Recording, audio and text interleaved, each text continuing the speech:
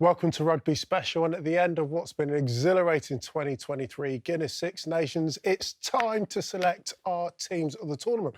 I'm joined in the studio by former Scotland captain John Barclay and former Wales captain Sam Warburton. John, let's start with you. Tell us your team of the tournament. I'm trying to remember it now. Where do you want me to start? Well, just maybe at one. We'll start at one. We'll start at the start. Cyril Bai. It's a good place to start. Okay, Cyril Bai, Dan Sheehan. I think for me, there's a couple in there. I think the best in the world in the position. Okay, and I think Dan Sheehan would be one. Furlong would be another. Doris at 8, I think, probably not far off player of the tournament, and that's obviously still to be voted for. I think Olivon for me does so much good for France. He doesn't seem to have a weakness to his game. Great in the lineup, great in the set piece, carries well.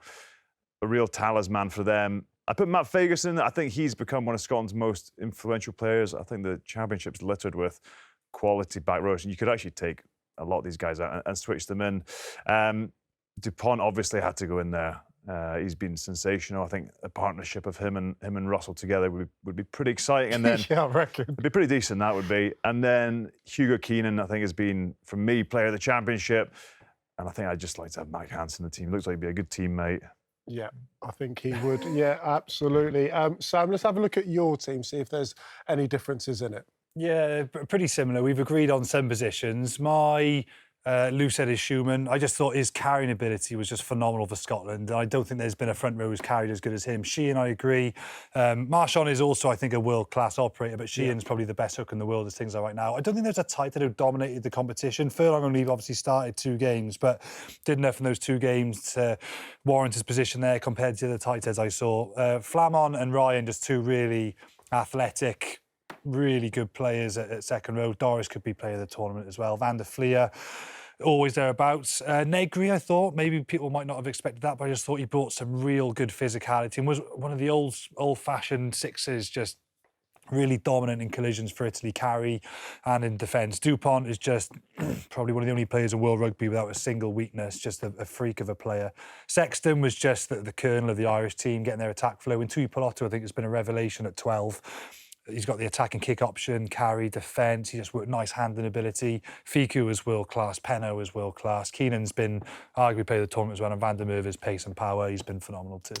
A few omissions. No English, no Welsh. I guess no surprise. My justification for no Welsh was there was a lot of chopping and changing, and there was. But no, to be fair, there was Welsh boys who played well, but to be honest, none of them that warranted going into the starting 15. Okay, and justification no English? Just a personal thing?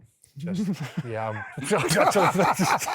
No, I'm sorry. I can't English, so it's not this anti-English Welsh rubbish that you get. But yeah. John, how many Scots did you pick in yours? 4. Just the 4. Just the 4. Just the 4. Okay. I would have picked 15, but I would have got even more. He did actually take out Schumann 10 minutes for that as well. You said you had 15 Englishmen in you. No, That's I what you're on didn't. about. Absolute nonsense. Gents, one of the biggest talking points for me is that you've selected different 10s. Sam, you've gone for Johnny Sexton and you've gone for Finn Russell. Why the change? Can I ask you a question? Please. Yeah, here we go. Yeah. I've got the questions now. Would Sexton be your Lions 10 right now? Yeah. He would? Yeah. I just think... I thought it was going to be no. I think people can tell. People who've listened to me probably talk, and it's not the right way, but it's just what I like. I'm probably a bit more risk-averse if I was ever, hypothetically, as a coach selector. So that's why I like Johnny Sexton, because I think he's got less risky, less errors in his game, and that's why I've gone for him at 10. And that's probably what you need to end up winning big matches, like Johnny Sexton. Finn Russell, I mean, he's a brilliant player. Everyone enjoys watching him, but is that the sole reason as to why you selected him at 10? We kind of joked him and Dupont together. This is obviously this team's never going to play together, guys. So just stand down and relax. Yeah, just remember that. This is all just a game we're playing right now. I just love the way he's played the game. I think it was a really important championship for Finn Russell to really show that he can come back into the team and steer the team. His combination with Tuipulotu and Hugh Jones, and actually Ben White was, quietly brilliant throughout the championship. Yeah. I just think he just played a brilliant game. Yeah, there was some error to his game. Not as much potentially in previous years. And I just thought the way he pulled the strings, his passing game, his approach to the game is fantastic. You two at the peak of your power, would you make into that back row? No. I'm talking about for myself, sorry. No. Sam, Well, I only played 7, and I guess I never won World Player of the Year, so I'd have to say no. I wouldn't get in there. No, fair enough. You said you would get in. A 10.